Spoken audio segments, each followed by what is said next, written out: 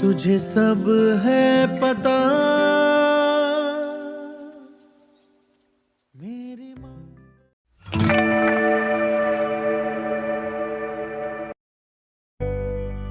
This exercise is great for beginners and works excellent for your lower abdominal muscles.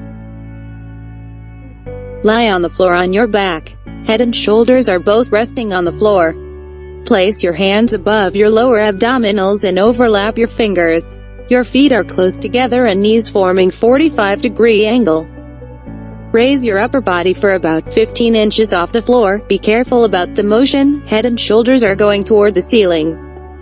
It is important not to move your neck or your hips because these are crunches and not sit-ups. As soon as you start lifting your body, your abdominal muscles will start working. At the highest point of the exercise, your back and floor from 45-degree angle. From this point, slowly return to your standing position.